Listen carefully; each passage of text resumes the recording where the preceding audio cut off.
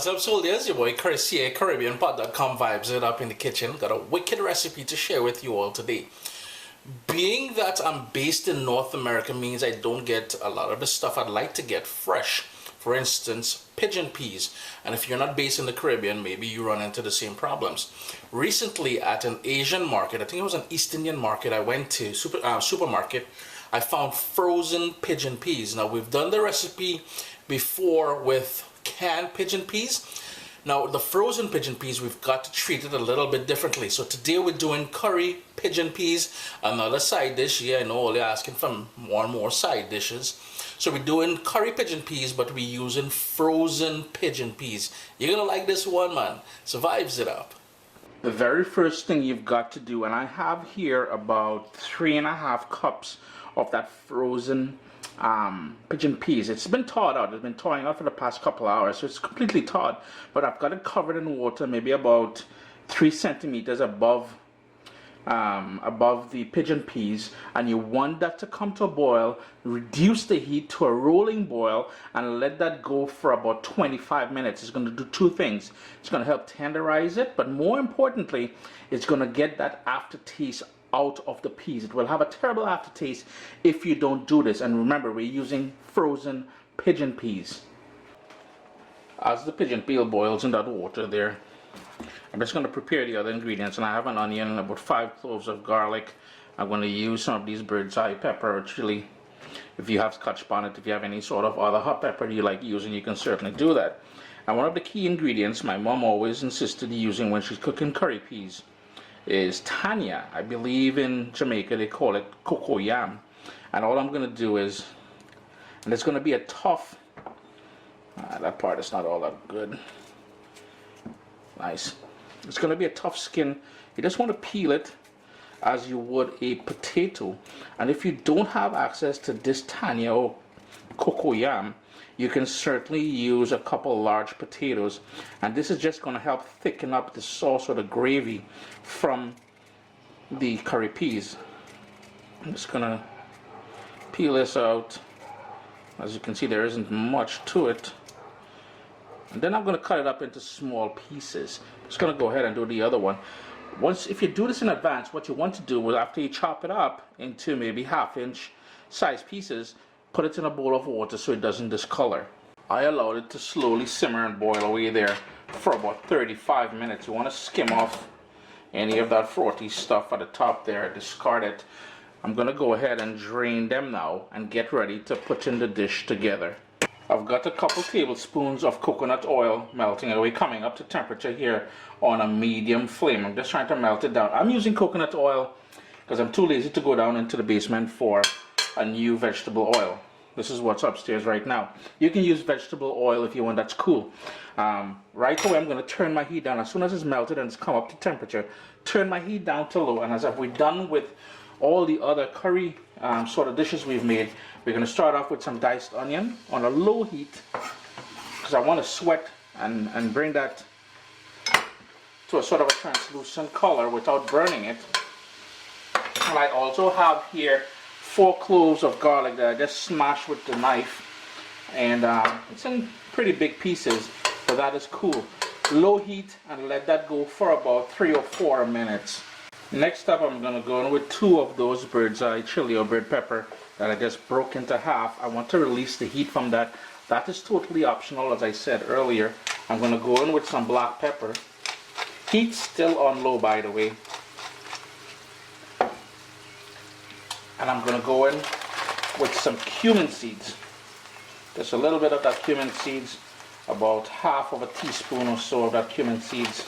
And that is what we call geera in the Southern Caribbean anyways. Heat still on low. I'm just going to let that toast and start bringing out those real nice flavors. Heat still on low, and I'm going to go in with my favorite curry powder, which just so happens to be my own blend. Look for more details on that coming out soon. It will be widely available. It is a Madras sort of blend. So if you're looking for a good curry powder, get something out of the Caribbean, well, other than mine, coming soon. Something out of the Caribbean, but a Madras blend. Or, alternatively, use the curry powder you like using. So I'm just going to let that cook now because you want to cook the raw taste out of that curry powder. Low heat and let that go for about 4 minutes. A couple more ingredients to go in there before we add back the peas. Some Shado beni, and that is called culantro if you're looking for it in those West Indian stores, or Shado beni. If you can't get that, you can use cilantro, a couple tablespoons of cilantro. Reserve a little bit for near the end because when it's almost done, we're going to add back some more of that freshly chopped. And here I have the tannia soaking in water, as I said. Just going to drain that water out, and we're going to add it to the pot here. You just want to coat the pieces of tannia with that curry. Mix everything together. It is smelling wicked in the kitchen. We've got that garlic, we've got that curry powder, that cumin. We've got so many things happening here. Here now, man, this thing is gonna kick real. But we ain't go with it. That language is not tolerated. Next up now, crank up your heat to medium high. And we're gonna go in with the pre-boiled pigeon peas. Stir it well, because you really want to get all that curry goodness from the bottom of the pot there. You sort of deglazing the pan now with the moisture that was left back from boiling the pigeon peas. And the reason why I turned up my heat at this point is because we got to go in with the liquid, which will cook this and bring everything together. I'm not going to put the salt yet. After it comes up to a boil, then I'm going to go in with salt. But here goes hot water. I'm going to put some more hot water in there. Couple things. If you're looking for this frozen pigeon peas, you can try West Indian groceries, Latin grocery stores, East Indian grocery stores, and the other Asian grocery stores. They all carry it now in the frozen section. The other tip is, what is my other tip?